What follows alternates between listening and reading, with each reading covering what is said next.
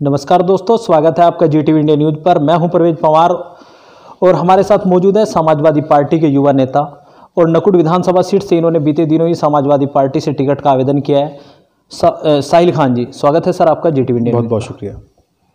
साहिल खान जी, पहला सवाल, प्रदेश में विधानसभा चुनाव को लेकर समाजवादी पार्टी ने अपनी पूरी तैयारी शुरू कर दी है।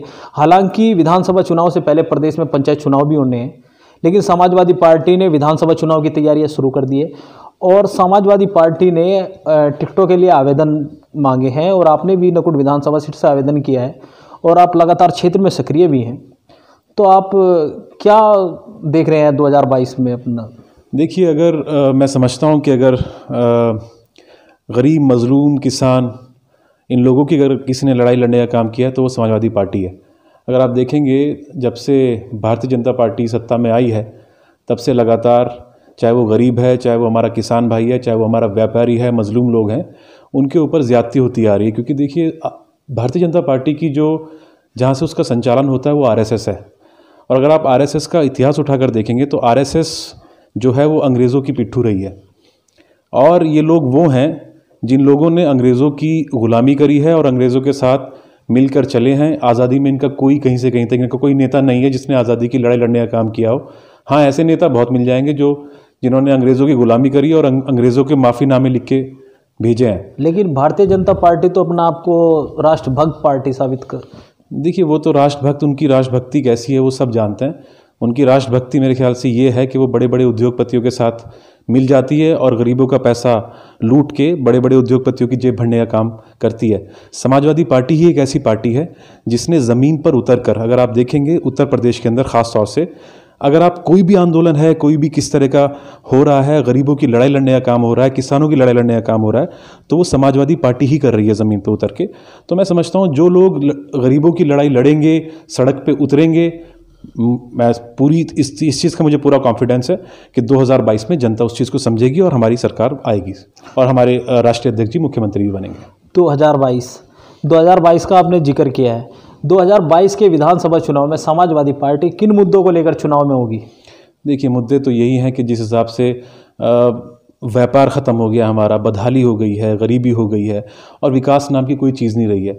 हमने विकास के नाम पे जो हमारा 17 का चुनाव हुआ था, 2017 का चुनाव विकास के नाम पे, काम बोलता है के नाम पे हमने हैशटैग भी चलाया था, लेकिन जनता ने उसको तो स्वीकार नहीं किया था। जनता को, क्योंकि पार्टी के नतीजे बहुत गलत रहे थे। लेकिन जनता ने, देखिए, जनता को वर्गलाया गया था, उनको बहकाया गया था, उनको बोला गया था कि हम ये कर देंगे, हम वो कर देंगे, बड़े बड़े वादे किए गए थे।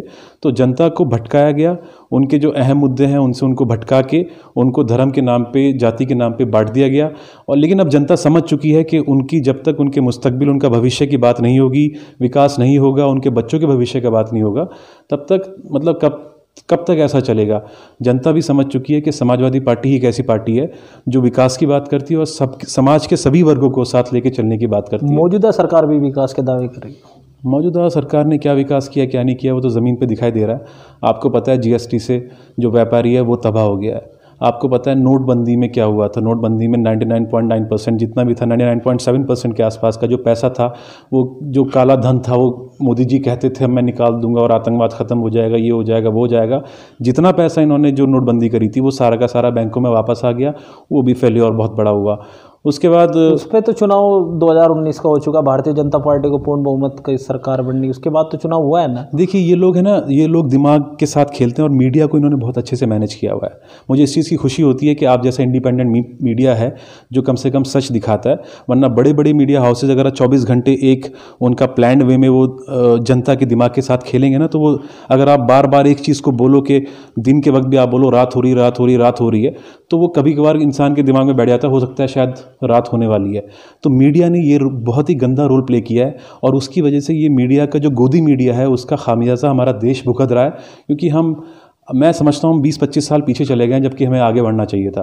तो मीडिया का रोल बहुत ही गंदा रहा है और मीडिया ने पूरी तरीके से भाजपा को सपोर्ट किया है। लेकिन कह रहे हैं कि देश का विकास हुआ है और देश राष्ट्रीय स्तर पर, अंतर्राष्ट्रीय स्तर पर देश ने तरक्की की है। मैं समझता हूँ ये बहुत बड़ा मजाक है। देखिए, देश का विकास कहाँ से क्या हुआ है, आप बताइए। डॉलर कितना ऊंचा जा रहा है, हमारा जो ये है सारा का सारा, आप किस तरीके से हमारा बदहाली की तरफ हमारा मुल्क जा रहा है, चाहे वो डॉलर की आप ले लीजिए, चाहे हमारा वो जीडीपी की ग्रोथ ले लीजिए।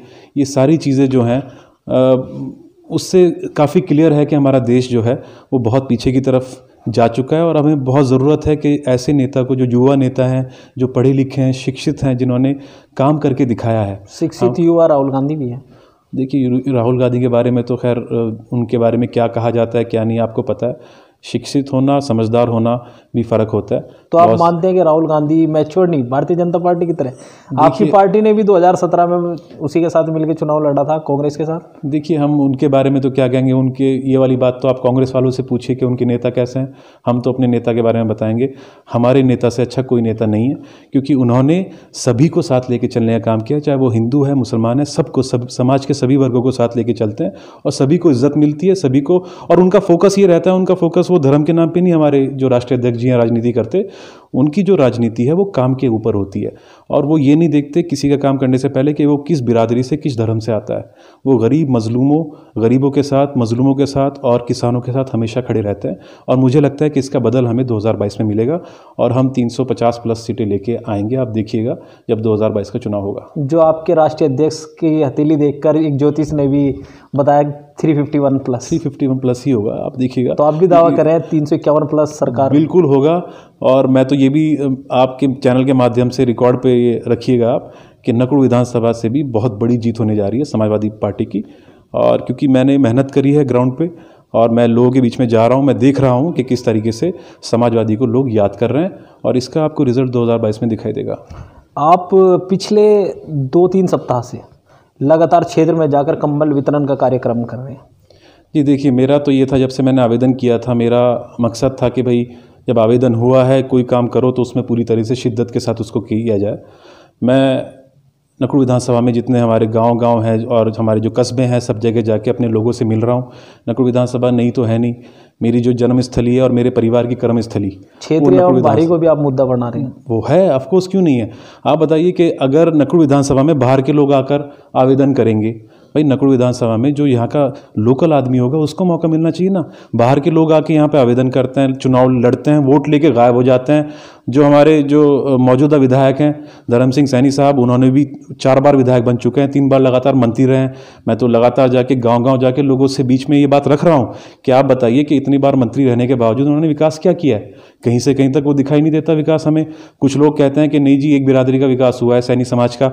मैं उसको भी नकार रहा हूँ। सैनी समाज का भी मैं नहीं मानता विकास हुआ है। सैनी समाज में हाँ कुछ घराने हैं जिनका विकास हुआ है, उनके रोजगार भी बने हैं, उनके कारोबार भी बने हैं, उनके बच्चों को नौकरी भी मिली है सरकारी, लेकिन वो कुछ घराने ही हैं। तो अगर उनको विधायक बनना था और कुछ घरानों के लिए बनना था तो ये जनता दिखाई देगी उनको 2022 के अंदर।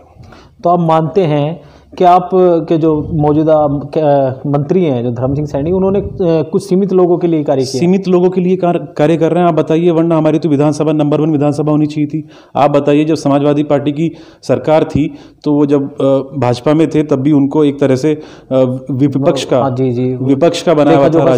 जी, उसका एक तरह से राज्य मंत्री का दर्जा मिला हुआ था उनको तब भी, कैबिनेट का। अच्छा, जब वो बसपा में थे तब भी कैबिनेट मिनिस्टर थे, अब वो भाजपा में है तब भी वो मिनिस्टर है। इतनी बार मिनिस्टर, आप लगातार 15 साल से मिनिस्टर रहते आ रहे हैं। हमारी नकुड़ विधानसभा का तो डंका बजना चाहिए था पूरे उत्तर प्रदेश के अंदर, नंबर 1 विधानसभा होनी चाहिए थी।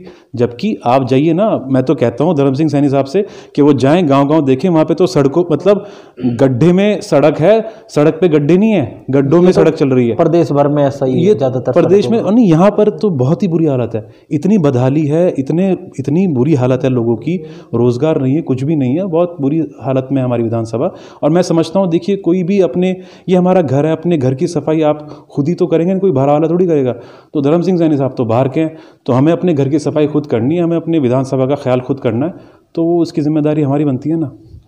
तो आप 2022 का जो विधानसभा चुनाव है उसमें कूदने का पूरा मन बना चुके हैं? जी पूरा मन क्या है, मैं तो पूरी मेहनत कर रहा हूँ, ये तो आप देखिएगा इंशाल्लाह। और मुझे पता है कि पार्टी को भी इस चीज़ से मैं अवगत कराता रहता हूँ और पार्टी को पता भी है मैं कितनी मेहनत कर रहा हूँ। और अभी से नहीं कर रहा हूँ, 2018 से मैं लगातार फील्ड में जाके काम कर रहा हूँ और अपनी मेहनत के बलबूते में और समाजवादी पार्टी को जन जन तक पहुँचाने का, उनकी नीतियों को पहुँचाने का काम कर रहा हूँ। मुझे पूरी उम्मीद है कि राष्ट्रीय अध्यक्ष जी ये चीज़ देखेंगे और वो देखेंगे कि मैंने समाजवादी के लिए कितना काम किया है, पार्टी के लिए, और टिकट भी मुझे ही होगा इंशाल्लाह। पिछले 2 महीने से जी एक देश में चर्चित मुद्दा है, किसान आंदोलन कर रहे हैं। 3 कानून कृषि बिल जो सरकार ने, केंद्र सरकार ने भी बनाए, 3 कानून कृषि कानून, उसको लेकर पिछले 2 महीने से किसान दिल्ली की अलग अलग सीमाओं पर आंदोलन कर रहे हैं।